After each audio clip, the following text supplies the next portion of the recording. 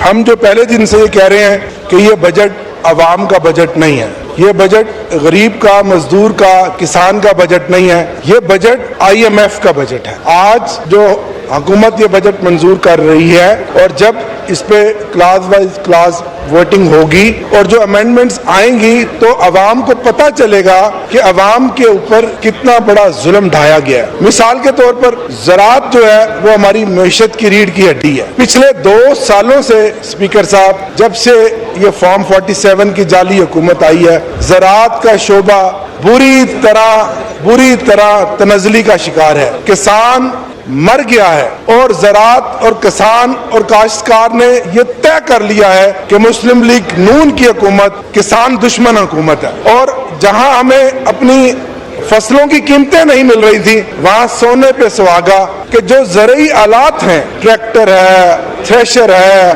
ہارڈویسٹر ہے, اس میں 18% تک یہاں ٹیکس لگایا جا رہا ہے, 18% تک سیلز ٹیکس لگایا جا رہا ہے. میری اس پر امینڈمنٹ بھی ہے اور میں ہاؤس سے کہوں گا میجورٹی یہاں دونوں طرف کے اطراف کے لوگ کاشتکار ہیں, ذمہ دار ہیں. اسپیکر صاحب آپ بھی ایک کاشتکار ہیں, ذمہ دار ہیں کہ یہ جو زرعی آلات پر 18% جو ٹیکس لگایا گیا ہے اس کو ختم کیا جائے, کم کیا جائے, اس کو کسان کو, کاشتکار کو ریلیف دیا جائے.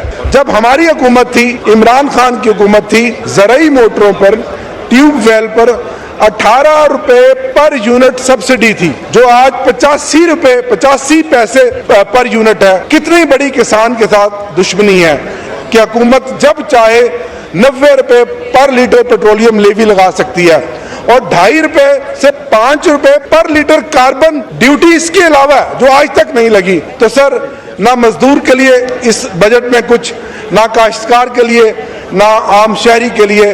تو یہ عوام دشمن بجٹ ہے. اپوزیشن تحریک انصاف اپنے لیڈر عمران خان کے نظریے کے اوپر قائم ہے اور ان کے ویژن کے مطابق, جس طرح ہم نے 3.5 سال ایک بہترین حکومت چلائی, کاشتکار کو بھی فائدہ ہوا, انڈسٹری کو بھی فائدہ ہوا, ایکسپورٹرز کو بھی فائدہ ہوا. یہ ناکام ترین حکومت ہے, ان کے پاس کوئی مینڈیٹ نہیں ہے. اور میری آج ایوان سے پرزور اپیل ہوگی, اسپیشلی الائز سے, کہ آج اس بجٹ کو منظور نہ ہونے دیا جائے جب تک یہ عوام دشمن ٹیکس جو لگائے گئے ہیں یہ اس میں سے آج نہ نکال سکیں. جی, اس بجٹ کے اندر صرف ٹیکس لگانے کے اوپر زور دیا گیا ہے, ریفارمز نہیں لے کے آ رہے. ریفارمز کسی بھی اکانومی کو آگے لے کے جانے کے لیے ریفارم اور ایک ویژنری سوچ بہت ضروری ہوتی ہے. اس بجٹ کے اندر کسی چیز کے اوپر کوئی روڈ میپ نہیں دیا گیا, صرف ٹیکسز لگائے گئے ہیں. ہمارا ایگریکلچر کے اوپر کوئی روڈ میپ نہیں آیا.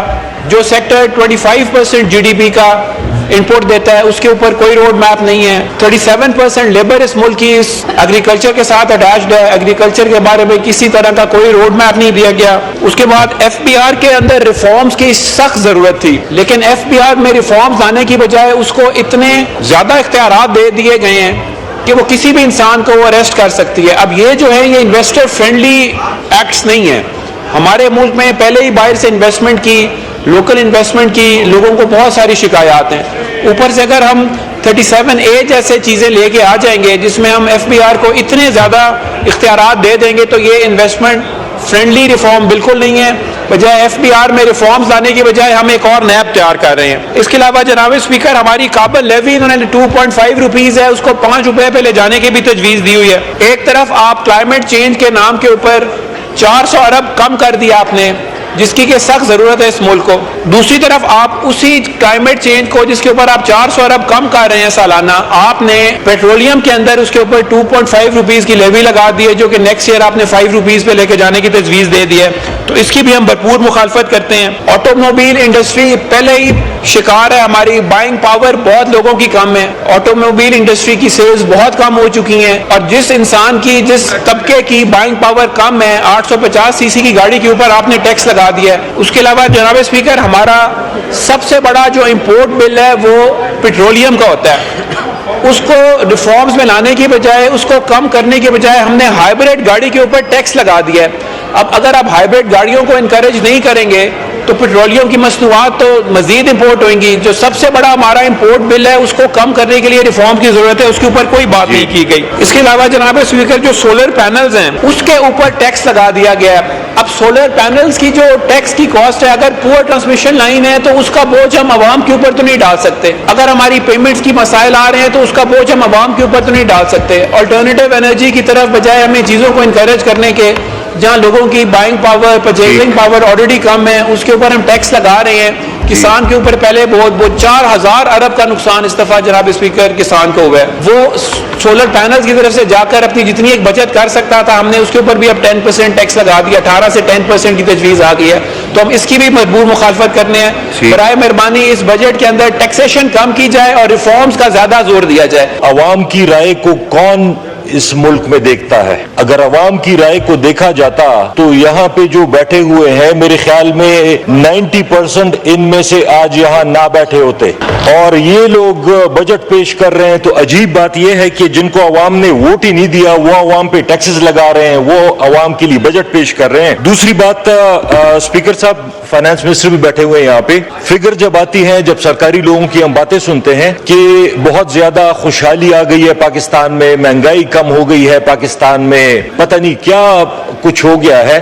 مجھ سے میڈیا والے پوچھتے ہیں کہ جی آپ کا اس بارے میں کیا خیال ہے. میں انہیں صاف کہتا ہوں کہ پتہ نہیں وہ کس پاکستان کی بات کر رہے ہیں اور یہ ہم کس پاکستان میں رہ رہے ہیں. یہاں پہ آپ اے سی لگا کے کہیں کہ جی باہر گرمی نہیں ہے تو آپ کو تو گرمی نہیں لگ رہی، لیکن پورے پاکستان کو تو باہر گرمی لگ رہی ہے. یہ عجیب سی مجھے منطق سمجھ نہیں آتی کہ اس بجٹ میں جو سب سے بڑا مسئلہ ہے اس وقت فلائٹ آف کیپٹل کا، کہ ہر ایک آدمی ملک سے بھاگنے کے چکر میں ہے، چاہے وہ غریب ہے روزگار کے لیے جا رہا ہے یا چاہے وہ سرمایہ دار ہے. ان سے ذرا پتہ کریں کہ کتنے لوگ پچھلے سال میں دبئی میں جا کے انہوں نے کمپنیاں رجسٹر کرائی اور وہ یہاں بیچ کے سب کچھ دبئی شفٹ ہو گئے. جو ملک سٹیزن شپ آفر کرتا ہے، چاہے وہ ٹرکی ہے، چاہے وہ پرتگال ہے، چاہے جو بھی ملک ہے، ہر ایک آدمی 2-2 لاکھ 4-4 لاکھ ڈالر دے کے اس ملک سے نکلنے کی کوشش کر رہا ہے. اگر یہ ملک کے حالات آپ کے فگرز کے مطابق اتنے اچھے ہوتے تو لوگ باہر کیوں بھاگتے؟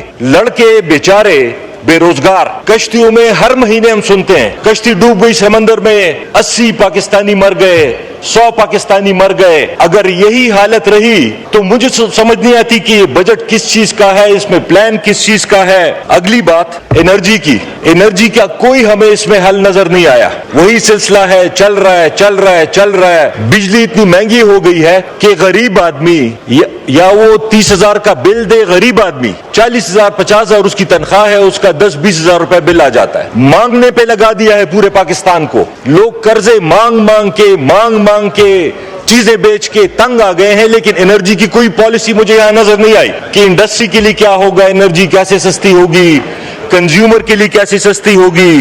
اور آخری بات ایف بی آر پہ میں کہوں گا کہ دیکھیں آپ صرف یہ نیب کو کتنے اختیارات دے دیے. نیب کے پاس اتنے اختیارات ہیں شاید دنیا میں کسی ادارے کے پاس نہیں ہے. لیکن نیب کا ریکارڈ اٹھا کے دیکھ لیں، جب سے نیب بنا ہے آیا پاکستان میں کرپشن کم ہوئی ہے یا زیادہ ہوئی ہے؟